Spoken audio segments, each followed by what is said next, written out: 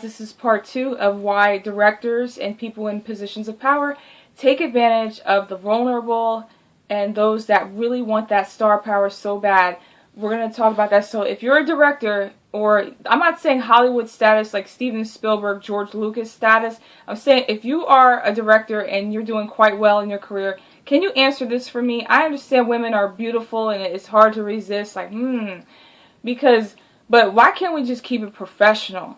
Alright, and then folks' business be put out there, and then people gotta sign non-disclosures and stuff like that. Why can't we just keep it strictly business?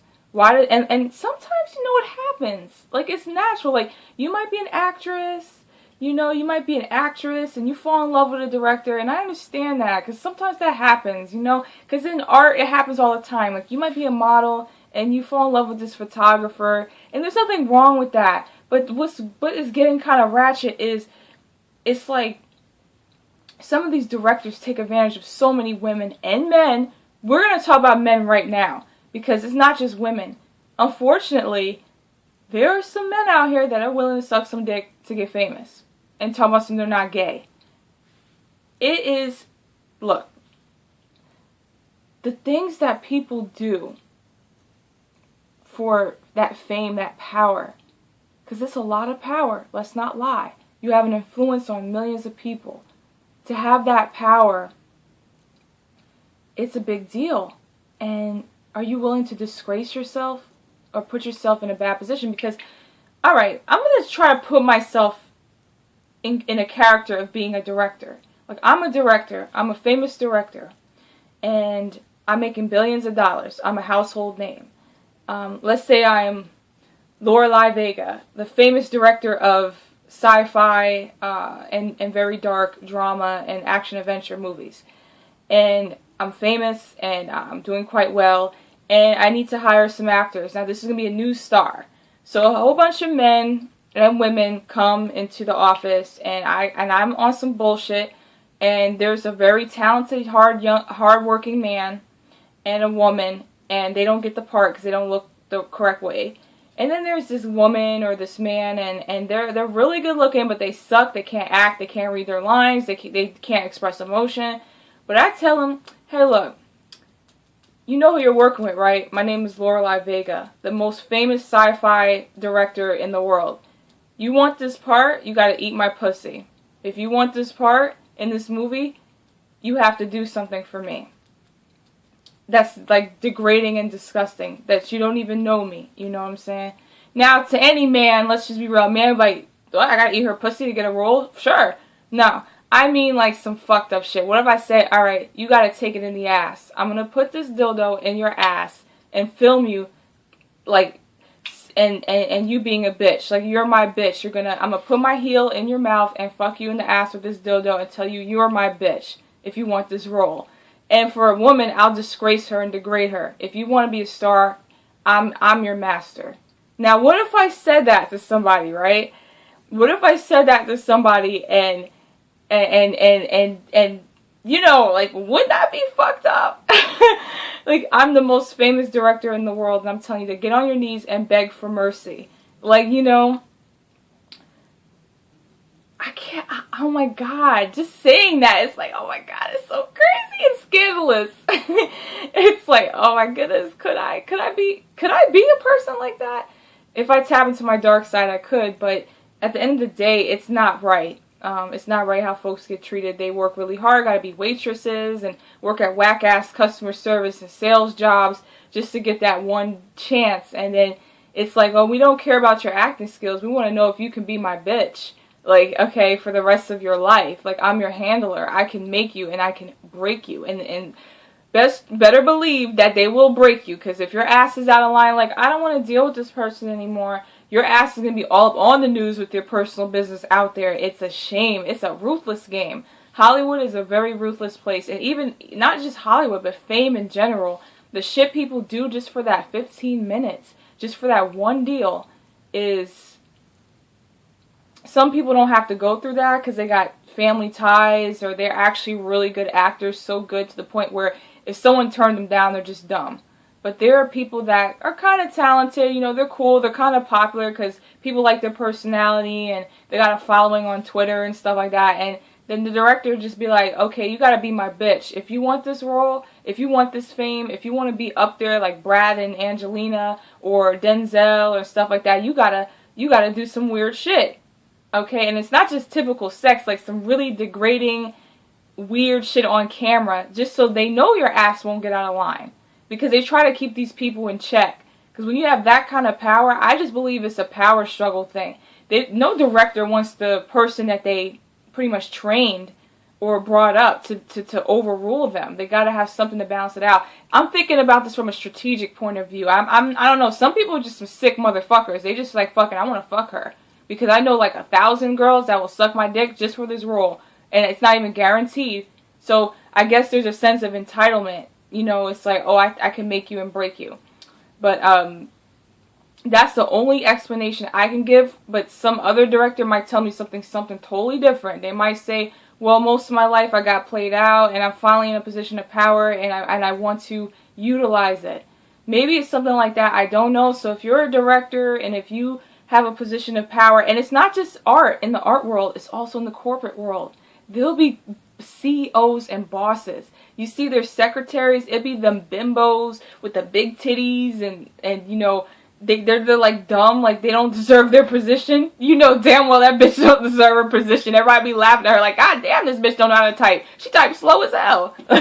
But you know, just because she looks good and she probably gives the CEO a blowjob in the back in his office sometimes, you know certain people don't deserve their positions. Let's just be real. Some people don't, and we all gotta tolerate it. There's a lot of funny business going on in the corporate world. You know, like there's flirting. They say, oh, they come out with all these sexual harassment, but a bitch will look. And some women are grimy too. Some women willingly want to fuck the CEO because they want that power.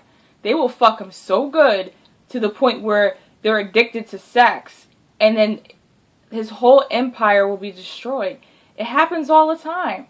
I mean, it's a power thing. People are trying to get to the very, very top. When you try to get to the very top, it starts to get very nasty.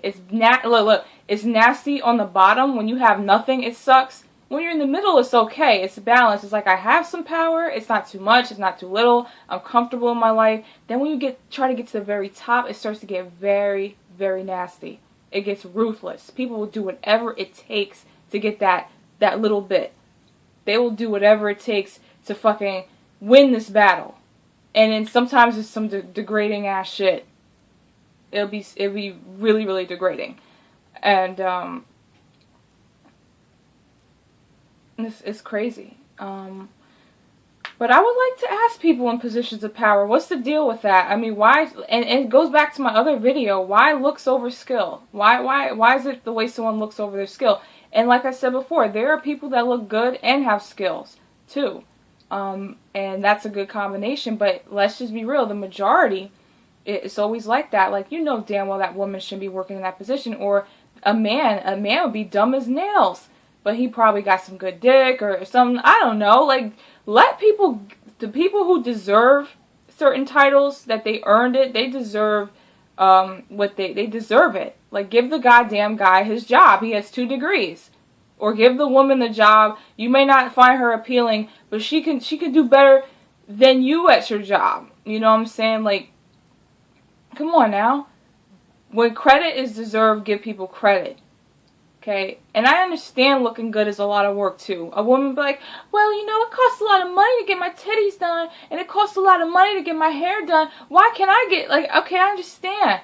It's like, it does take a lot of work to be beautiful. Gym days, 3 or 4 times a week, your diet, it's a lot of work. But if you don't have the skill, I mean, stuff like that, modeling is for you. Because modeling is just strictly about how you look. They don't care about, you know, if you want to get into those serious modeling things. Like me, I'm into some underground, you know, type of modeling where it doesn't really matter. Because I don't want to be all up about the way I look all day, every day. It can get sickening. But I like the underground, do-it-yourself, you know, do your own thing type of modeling, because it's like you could be yourself and be creative and artistic and stuff like that. Because that's why I like modeling. Not because, ooh, I'm hot and I'm modeling and posing. No, it's because I have a message and I'm an artist. But for women that spend so much time on this, you know, the way you look, like modeling, I guess, is for you. or cheesy television, or something that is not really filled with substance. It's just you look good, or sell some clothes or something. But so people in positions of power, they abuse their power. Secretaries sleeping with the boss. The mayor got caught up with some shit. There was a mayor I was watching on TV where he was banging his secretary. Football players get caught up fucking cheerleaders and stuff, and PR people. I mean, it gets really shiesty. It gets really fucked up. And the higher you go, the more fucked up it gets. People practicing satanic rituals on folks. I mean, as an artist, I understand that darkness. I understand the rituals. I understand the everything. That's a part of my darkness as well. But we gotta try as artists, because artists need a place to put that. But I think it's just a power struggle. Because you remember because all those people in power weren't always in power their whole life. So when they actually get a little bit of power, you get high off of it. Because I'm going to think of myself as a director, like I said before, biggest, hottest sci-fi director in the world. And I'm sitting here saying, like, I remember them times where people stepped on me and walked all over me, and now I got power. And I like how these little kids come on my set trying to make it big. I remember that was me. I remember when I was the one getting folks donuts and standing up all day at my job at the museum to pay for this and that. And look at these kids, they're so adorable. I think I might want to corrupt them. Who knows what people fucking think. Honestly, I'm going to be honest with you guys, that's not how I think. Like, okay, that's a part of my dark side, but I would never do that to folks. If I ever got big, I always remember those who are there with me before all that stuff happened.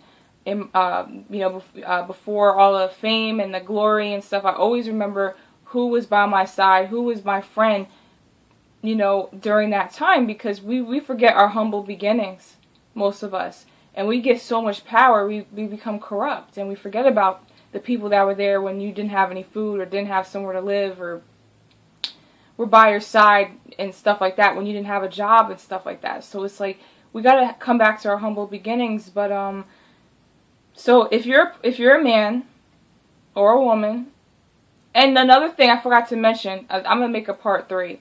We're gonna talk about. I've been talking about men in positions of power. We gotta talk about women in positions of power, because women love to be like that evil stepmother, like in Cinderella. When you're working, because I've been there, trust me, when you're working under a woman that got power, and you're a woman, this bitch will make you feel like crap. She will go out of her way to say, are my papers copied? Alright, well, you have to copy them like this, okay, honey? Like, women in positions of power sometimes are worse than men in positions of power. Part 3 coming up. Why do people in positions of power like to abuse their power and prey on the weak? We'll come back.